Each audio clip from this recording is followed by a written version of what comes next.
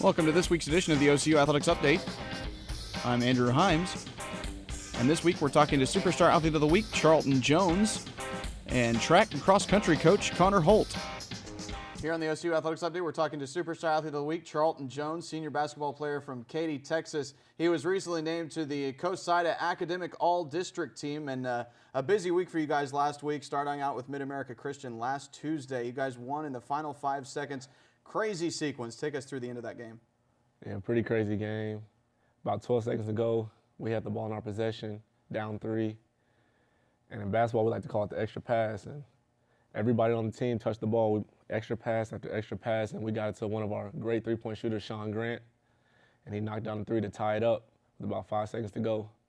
And then Mid-America inbound the ball, and I actually fell down. I fell down, I don't know how it happened, and my man had the ball. And as he was trying to dribble past me, he dribbled off his knee and went out of bounds. So it's about 2 seconds to go. Coach Phelps called up a timeout, drew up a great play for Caleb Smith. Wide open layup with 2 seconds to go, and we won the game. You've had some late game heroics yourself last season, the game-winning jumper against John Brown. What did that feel like?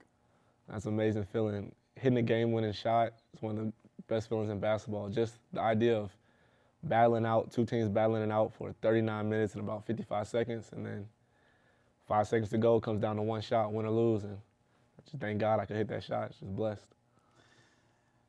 You're a very versatile player. You lead the team in assists, in fact, lead the conference in assists right now, also the team leader in rebounds. How did you develop your versatility as a player? Just growing up, my dad always told me, make sure you can do it all. You know, there's not many people out there that can do it all, not just focus on one skill. And that's basically what I've tried to work on my whole life, just having a very versatile game and switching up. If I'm not hitting shots, be able to get my team involved, and whatever it takes really to win, that's what I'm willing to do. You were recently named to the Coast-Sida Academic All-District team. What kind of emphasis do you place on your academics? Well, definitely academics a major role in my life. I can't play basketball forever, so got to have something to fall back into. So I put as much effort as I put on the court, I just want to do the same in the classroom. I'm told that you come from a family full of point guards. What's that like? It's a lot of competition growing up, whether it's just playing 2-on-2 with my brothers. My oldest sister, she played too, and I could learn. It's a lot of learning, watching going to all their games and just learning a lot from them as point guards themselves. What's your major here at OCU? Criminal justice. And what are your career plans after basketball's over? Well, yeah, hopefully be able to play professional after I graduate, but can't do that forever, like I said, so hopefully just get involved with something in the criminal justice system, maybe coach a little bit too, just see where that goes. The season's winding down now. You come to the final 2 weeks of the regular season and then the postseason. What's the team's outlook heading into the final stretch? Well, we always say it's not how you start, it's how you finish. And you want to be playing your best basketball right now. Coach Phelps keeps preaching to us, you got to be playing your greatest basketball right now. So this is what we practice for this postseason. So we're ready to win it all. All right, very good. We've been talking to Superstar Athlete of the Week, Charlton Jones. Coming up next on the OCU Athletics Update, track and cross country coach Conor Holt.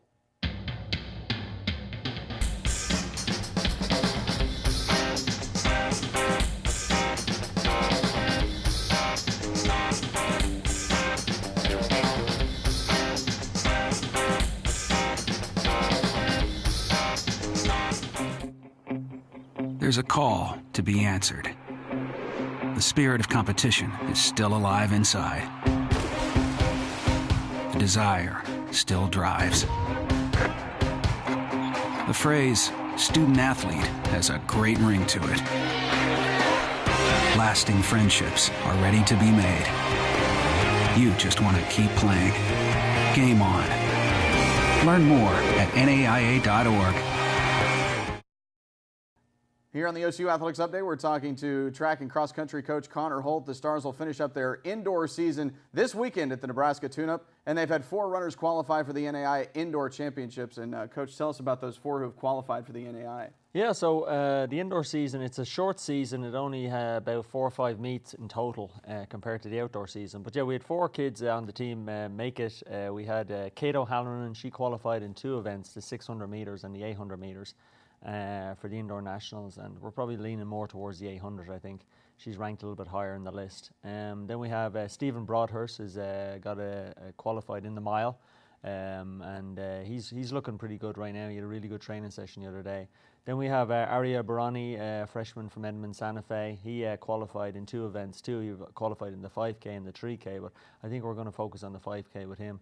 And then Hunter Swink qualified. He is a B standard in 2 events, the 800 and the 1,000 meter run. So we're gonna see what happens at the Nebraska tune-up, where we're taking a few kids. We're taking those 4 up there. Just one more last kind of a run through and kind of see if we can get Hunter a little bit quicker time going into the and get him over to the Indoor Nationals in Geneva, Ohio at the end of the month.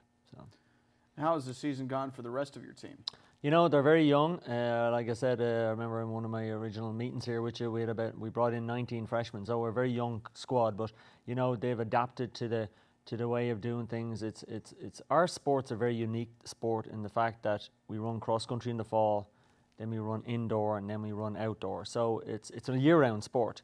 But you know, what I've done is I've focused a little bit more on some kids for the indoor season. I've rested some kids out for the indoor season, and then I'm going to run some more on the outdoor season. So, but it's gone well. You know, like I said, 5 meets, and they all went out and we went up to Missouri a few times. We're kind of fortunate here. We're in the Midwest, so we've a lot of places we can go to within a 2 or 3 hour drive, and that's the great thing about being in Oklahoma, is that if the wind is blowing one way, you'll get there faster.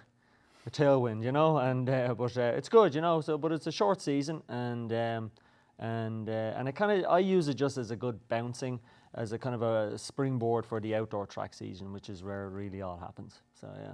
What are your expectations for your 4 qualifiers in the NAIA championships? You know, I think looking back on the cross-country season, we had Katrina Nolan make All-American in cross-country, and I think that's what I'd like to see with these 4. They're very young, but they're very seasoned individuals, and I think, you know, if they get in the right kind of race, they feel really good on the day, they'll make an All-American certificate, maybe even win a national title.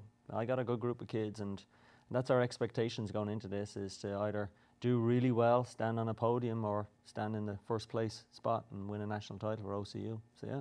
You mentioned the indoor season being a springboard for your outdoor season. Yeah. So what are your expectations for that coming up? You know, we just finalized the schedule there last week. Of 10 meets on the schedule, and like I said, great thing about being in the Midwest, lots of meets to choose from. So, you know, I think, you know, going into each of these meets, I want to see the kids really just get out there and just run and represent the school.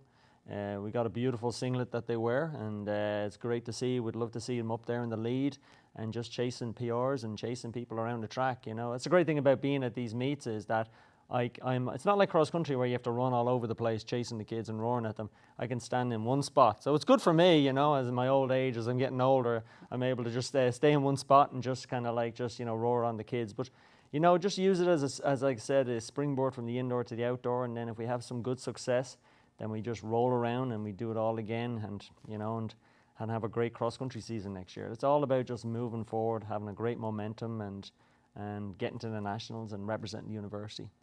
You had Barani recently finish 13th in the NACAC cross-country championships. Yep. And compete for Team USA in Jamaica. Yep. What can you tell us about him? You know, Arya had a great cross-country season, and I felt that he was very deserving of recognition for that. So I actually nominated his name to the USATF, United States Track and Field Council, Cross-Country Council, and he got picked for the, it's called the NAC Cross-Country Championships, and this year was in Jamaica, of all places. And so he got the chance to go down there, represent Team USA. He ran really well. Started out a little too aggressive, but he came strong in the middle of it, and he finished pretty strong. And I guess, you know, the good thing about when you have individuals on the team that do that is it just brings more recognition and honor to the program.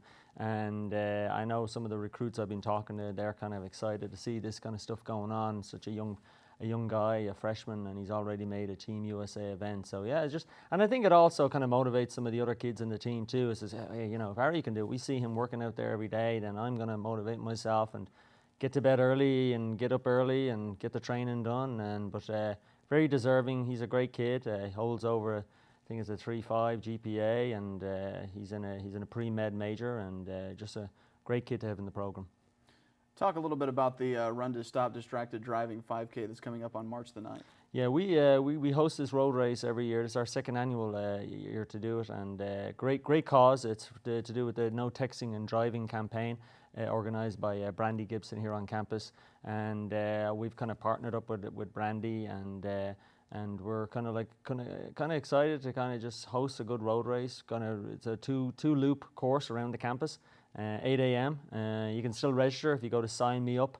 You can register online there, and there's a nice shirt to go with it, and there's just a lot of good door prizes we're going to have on the day. But 8 a.m., rain, snow, shine, or sleet, or nice weather, we'll be out there and cheering on the spectators, or cheering on the runners that are running, and great event.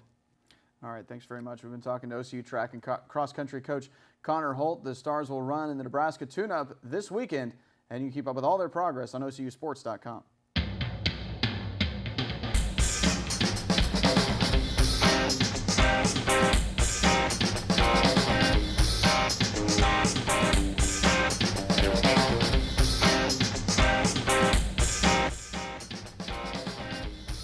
That's it for this week's edition of the OCU Athletics Update. Check back every week for all the latest in OCU sports.